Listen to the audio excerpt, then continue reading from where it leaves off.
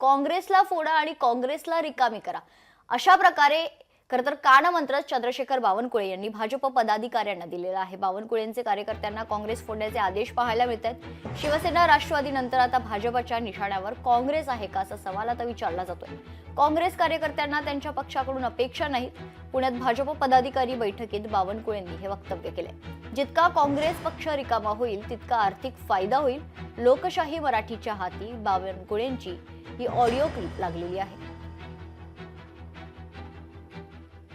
संग्राम खोटे सारखे जेवढे काही दिसते तुम्हाला तेवढे दोन आहे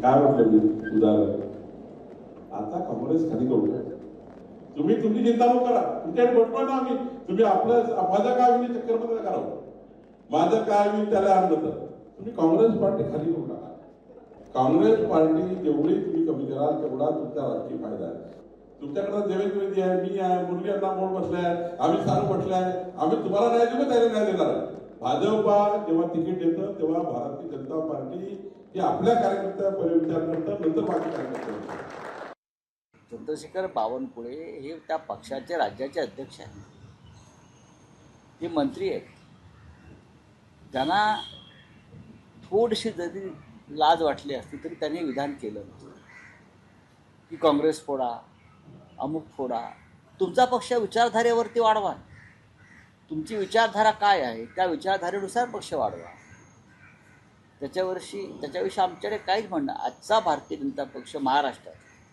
हा 70% हा उपऱ्यांचा पक्ष आहे। एका सशक्त लोकशाहीमध्ये प्रत्येकाला कुठे जायचा हक आहे पण दुर्दैव आहे की ज्या पद्धतीने मग एजन्सीज असतील ईडी असेल सीबीआय असेल अनेक 100 गोष्टी ज्या पद्धतीने महाराष्ट्रात आणि देशात हे राजकारण चाललंय खूप दुर्दैवी आहे आणि ह्याला लोकशाही म्हणत नाही याला दडपशाही म्हणतात। एवढे घाबरतात काँग्रेसला म्हणजे आज मतं चोरून सत्तेत आल्यानंतरही भीती यांना काँग्रेसचीच आहे।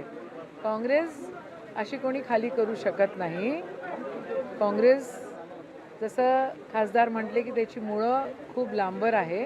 काँग्रेस एक विचारधारा आहे काँग्रेस एक चळवळ आहे आणि ही चळवळ जोपर्यंत जिवंत राहील तोपर्यंत देश जिवंत राहील ही वस्तुस्थिती आहे। काँग्रेसची पालमुळं जी आहे ती अतिशय खोल आहे ते काही नष्ट होणारे नाहीत आणि राहिला काँग्रेसचे कार्यकर्ते घ्या आणि त्या पक्षात घ्या मला हे म्हणायचं आहे की काँग्रेसचे नेहमी तर सत्तेत आहेतच आणि पुन्हा त्यांना तिकडे बोलवून त्यांना सत्ता द्यायची आणि त्यांची जी काही आहे मग निष्ठावान भाजपचे पदाधिकारी असतील त्यांनी काही फक्त चपला उचलायच्या काय काँग्रेसच्या पुन्हा लोकांना बोलवून त्यांना सत्ता देणं आणि आपले जे काही आहेत ते उपाशी मारणं म्हणून त्यांचे जे विचार असतील ते लखलाभ आमचे जे काही काँग्रेस पक्षातले गेले लोक ते पहिलेही सत्तेत होते आणि आताही सत्तेत आहेत अजूनही आमच्याशी आहेत ते जुळलेले।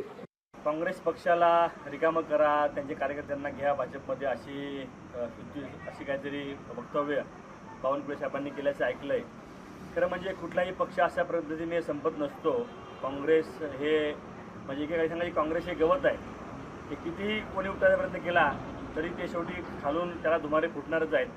त्यामुळे बावनकुळे साहेबांनी भाजपमधल्याच आहेत त्या लोकांना त्या ठिकाणी न्याय देण्याचा प्रयत्न केला पाहिजे। अनेक प्रवेश केले त्यांचं काहीतरी राजकीय पुनर्वसन केलं पाहिजे। बावनकुळे साहेबांनी स्वतःच्या पक्षाच्या लोकांचं काम करावं दुसऱ्यांना वेगळ्या पद्धतीने पक्ष फोडण्याचे सल्ले देऊ नयेत की आपण जे कर्म करतो ते कर्म आपल्याला या ठिकाणी फेडून द्यायचं असतं आणि त्यामुळं आज ते जे करत आहेत ते कधी ना कधी त्यांच्यावर सुद्धा ती वेळ येणार आहे हे त्यांनी कृपया लक्षात ठेवावं। लोकशाही मराठी ऐका पहा जागरूक रहा।